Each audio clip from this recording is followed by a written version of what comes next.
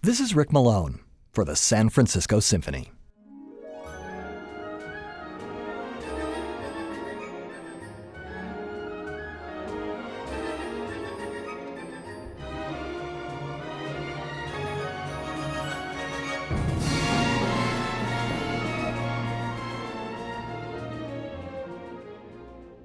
Serge Diaghilev's Ballet Russe arrived in Paris in 1909 and immediately transformed the city into the center of the dance world. When Diaghilev approached Maurice Ravel about writing the music for a new ballet that he was planning, Ravel was thrilled, or as thrilled as a man of his even temperament could be. A commission from the company was a signal that the composer had arrived at the summit of cultural life in the city that prided itself as the summit of culture.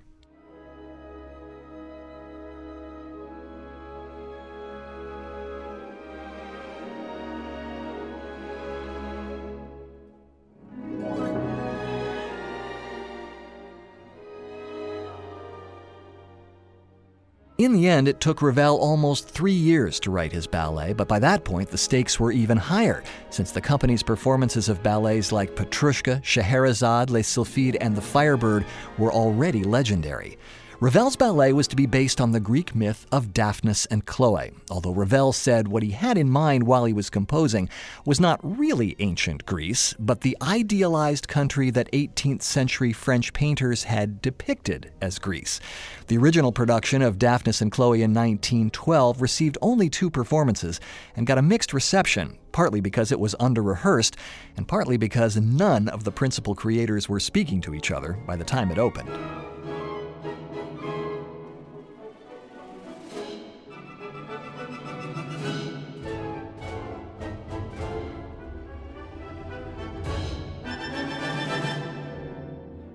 The ballet is divided into 3 parts, although the action is continuous.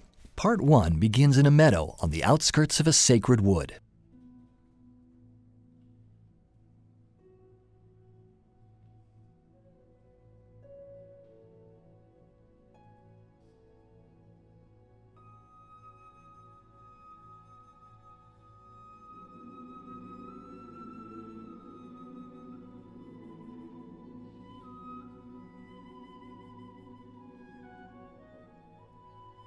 It's a clear afternoon in springtime. The curtain rises on an empty stage, but the landscape includes carved statues of nymphs and the god Pan.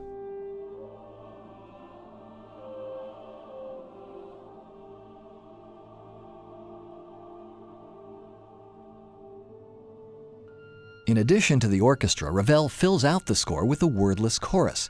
A crowd gathers carrying baskets of gifts for the nymphs, bowing before their altar and wrapping garlands around the pedestals.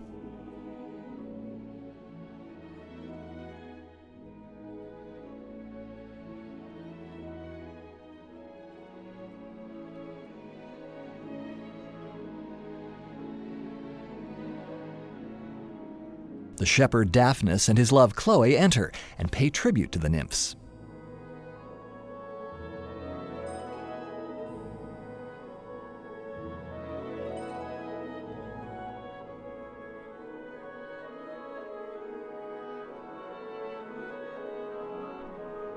A group of maidens enters and flirts with Daphnis, while a group of young men flirts with Chloé. One in particular, the herdsman Dorkan.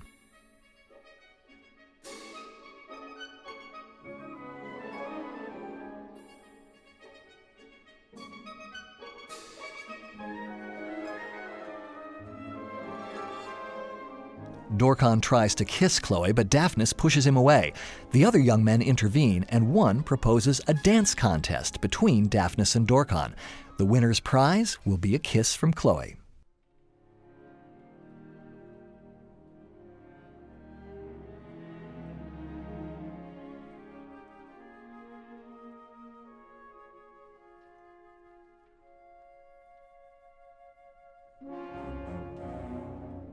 Dorkan does a grotesque dance and the crowd makes fun of him.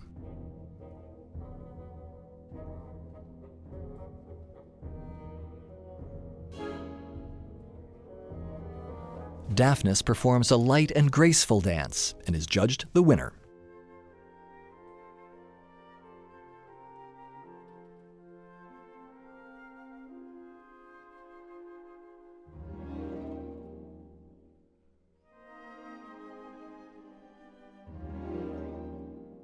Suddenly, a group of pirates enters, chasing the women.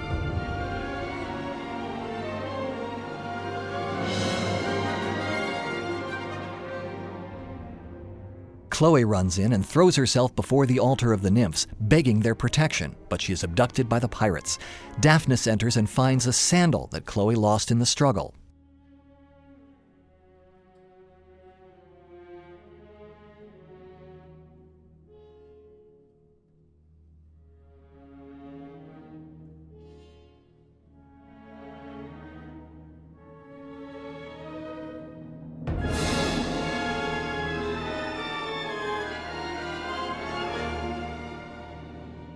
Crazed with despair, he curses the gods and falls fainting to the ground. A strange light envelops the landscape as the statues of the nymphs come to life. They begin a slow, mysterious dance.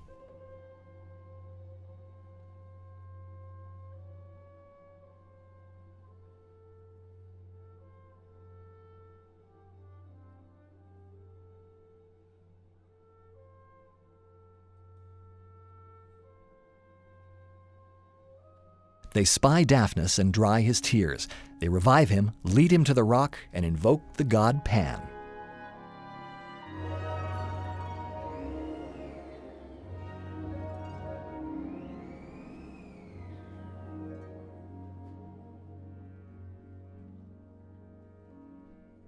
Part 1 ends with the majestic appearance of the god Pan. Part 2 begins in the pirates' camp.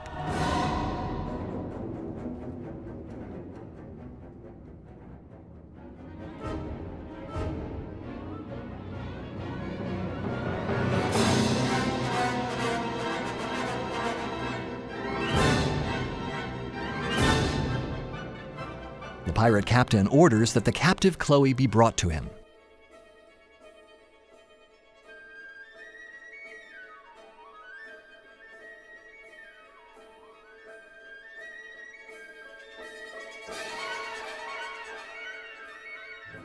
The captain commands her to dance.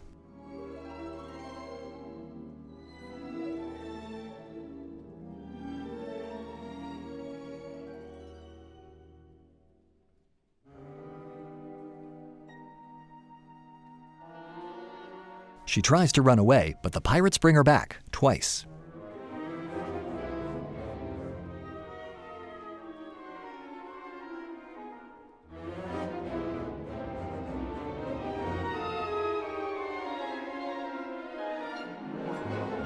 Bryaxis, the pirate captain, wants her. She pleads with him, but he's about to carry her off when the atmosphere changes, charged with strange new elements.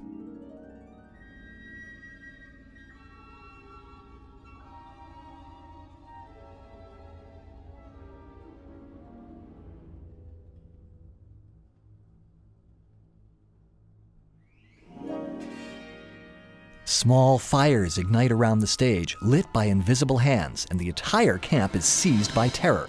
The earth opens up.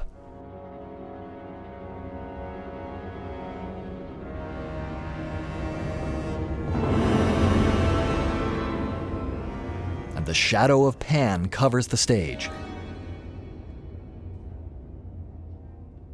Suddenly, the scene dissolves, and we are back where we began in scene 1, towards the end of night. There's no sound but the murmur of the streams.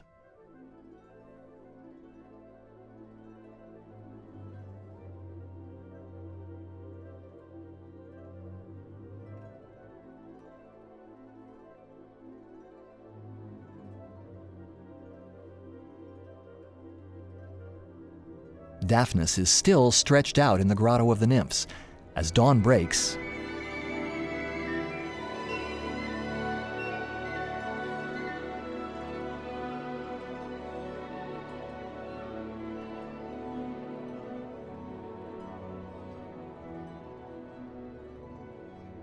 shepherds enter. They find Daphnis and awaken him. Chloé appears, surrounded by shepherdesses, and the two rush into each other's arms.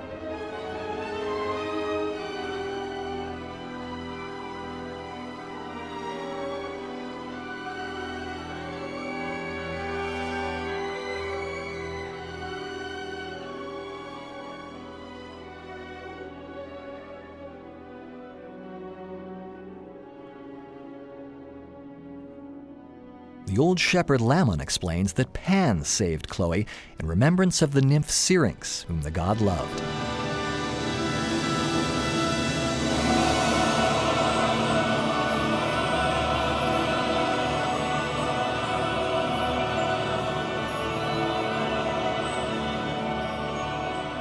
Daphnis and Chloé mime the story of Pan and Syrinx.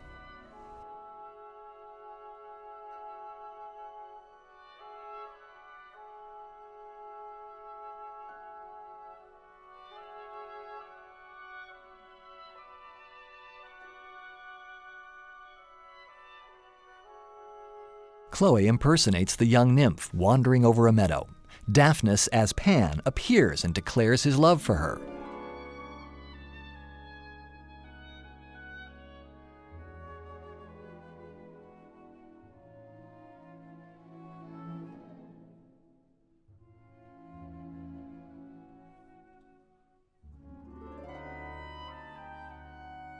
The nymph rejects him, but Pan insists. She hides, but Pan plucks some reeds, makes a flute, and plays a melancholy tune.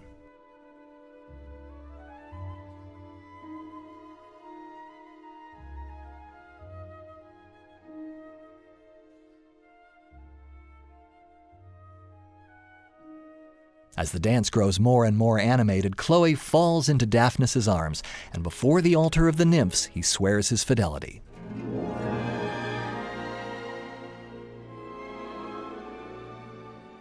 And everyone joins in the final bacchanal.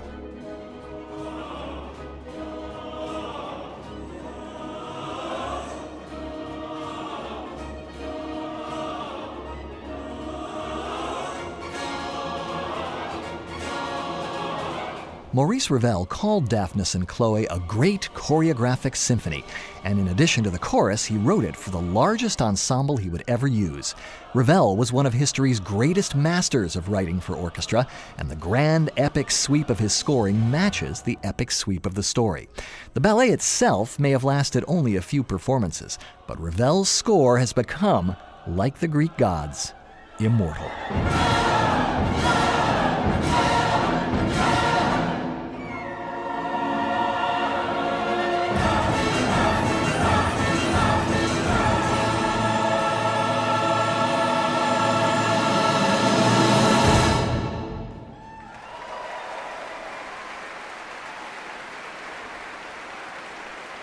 This is Rick Malone for the San Francisco Symphony.